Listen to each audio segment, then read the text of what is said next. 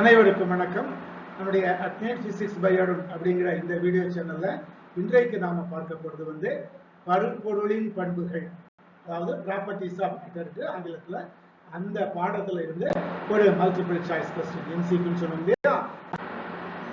அறை வெப்பநிலையில் ஒரு எண்ணெய் தொட்டியில் 5 மில்லிமீட்டர் ஆரம் கொண்ட ஒரு தாமிர பந்து 10 சென்டிமீட்டர் செகண்ட் பவர் -1 எனும் முற்று திசை வேகத்துடன், ஆங்கிலத்துல டெர்மினல் வெலாசிட்டி அப்படின்னு சொல்லுவோம், வீழ்கிறது. அறை வெப்பநிலையில் எண்ணெயின் பாகியல் எண் 0.9 kilogram metre power -1 second power -1 எனில் பந்தின் மீது செயல்படும் பாகியல் விசை எவ்வளவு அப்படின்னு கேட்டிருக்காங்க. இந்த கேள்வியானது 2022ஆம் வருடத்துல நீட் தேர்வுல கேட்கப்பட்ட ஒரு கேள்வி. இதுக்கு வழக்கம் போல 4 தெரிவுகள், அதாவது 4 ஆப்ஷன்ஸ் கொடுத்திருக்காங்க.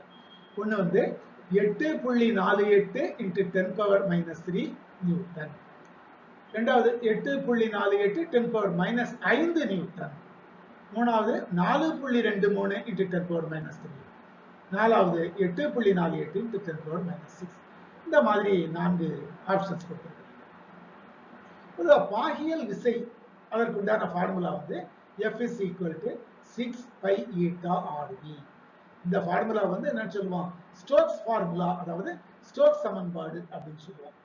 இதுல இருக்கிறது என்ன சார், F என்பது பாகியல் விசை, R என்பது அந்த பந்தினுடைய எண்ணெய் தாமிர பந்து சொல்றோம் இல்லையா, ஸ்மால் காப்பர் பால், அதனுடைய ஆரம் 5 மில்லிமீட்டர். அந்த மில்லிமீட்டர் மீட்டரா மாத்தினா என்ன ஆகும், 5 × 10⁻³ மீட்டர். அந்த கன்வென்ஷன்லாம் நமக்கு தெரியும். V என்பது பந்தினுடைய முற்று திசை வேகம், ஆங்கிலத்துல டெர்மினல் வெலாசிட்டி, அது 10 சென்டிமீட்டர் செகண்ட் பவர் -1. நமக்கு SI யூனிட் வேணா என்ன செய்யணும், சென்டிமீட்டர் மீட்டர் மாற்றணும். அப்ப 10 × 10⁻² மீட்டர் செகண்ட் பவர் -1. ஓகேயா. அப்புறம் அடுத்தது இருக்கு ஈட்டா, அதாவது பாகியல் எண் இருக்கு. அது ஈட்டா என்பது எண்ணெயின் பாகியல் எண், அது 0.9 kilogram metre power -1 second power -1. இந்த எல்லா வேல்யூஸ் மதிப்புகள் நமக்கு தெரியும், அதை நம்ம சமன்பாட்டில் பிரதியிட்டுருவோம். F is equal to 6 R போட்டாச்சு, பை அதுக்கு பதிலாக 3.14 போட்டாச்சு, அப்புறம் ஈட்டா அதுக்கு 0.9 போட்டாச்சு, அப்புறம் R அதாவது ரேடியஸ் பந்தினுடைய ஆரம் 5 × 10⁻³ மீட்டர் போட்டாச்சு. அப்புறம் முற்று திசை வேகம், அந்த திசை வேகத்துக்கு ஒரு குறிப்பிட்ட திசை வேகத்தோட கான்ஸ்டன்ட் அப்படியே கீழே போயிட்டு இருக்கும், அதுக்கு பேரு ஆங்கிலத்துல டெர்மினல் வெலாசிட்டி, தமிழ்ல முற்று திசை வேகம். 10 × 10⁻². நம்ம எல்லாத்தையுமே SI அளவுக்கு மாற்றி விட்டோம், சரியா. இப்போ F is equal, இங்க 6 இருக்குது, இங்க ஒரு 5 இருக்குது, 6 5 30, இங்க ஒரு 10 இருக்குது, 30 × 10 300, எல்லாத்தையும் சேர்த்து 300 போட்டாச்சு. இந்த பை இருக்கு இல்லையா, அது 3.14 போட்டாச்சு. அப்புறம் 0.9 அது ஈட்டா பாகியல் எண் அது போட்டாச்சு. இங்க 10⁻³ இருக்கு, 10⁻² இருக்கு, மொத்தமா சேர்த்து 10⁻⁻5. இந்த 300ஐயும் 3.14 படிக்கிறது என்ன சார் வரும், 4 12க்கு 2, மீது 1, 3 1 3 1 4 3 9, ஸோ 942 இந்த புள்ளி 9 × 10⁻⁻1.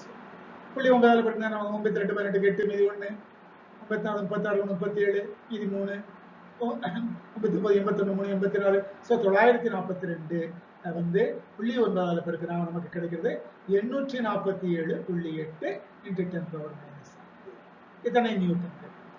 இந்த தசமஸ்தானம் இருக்கு இல்லையா, இதை ஓடி சார்ந்தது இல்லையா, 84க்கு பக்கத்துல போட்டா 10⁻⁻3, 8க்கு பக்கத்துல பார்த்தா 10⁻⁻3.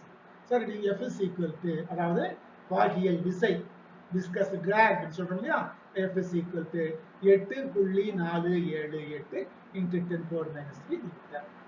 இங்க 8.4 இருக்குது, அப்புறம் 7 இருக்கு, 7க்கு அடுத்து 8 இருக்குது. அப்போ இந்த 8 தூக்கிட்டோம்னா இந்த 7 8 ஆயிடும் இல்லையா, ஸோ 8.48 அப்ராக்சிமேஷன், தோராயமாக்கல், சரியா. 8.48 × 10⁻³ நியூட்டன். ஸோ பந்தின் மீது செயல்படும் பாகியல் விசை F is equal to 8.48 × 10⁻³ Newton என்கின்ற முதலாவது தெரிவு, first option is the right answer for this question. Okay, so you will see நம்ம வேறு ஒரு கேள்வி, இதே ப்ராப்பர்ட்டிஸ் ஆஃப் மேட்டர் அப்படிங்கிற பாடத்துல நீட் தேர்வில் கேட்கப்பட்ட ஒரு கேள்வி அடுத்த வீடியோவில் நாம் பார்க்கலாம். அதுவரைக்கும் அனைவருக்கும் நன்றி, வணக்கம்.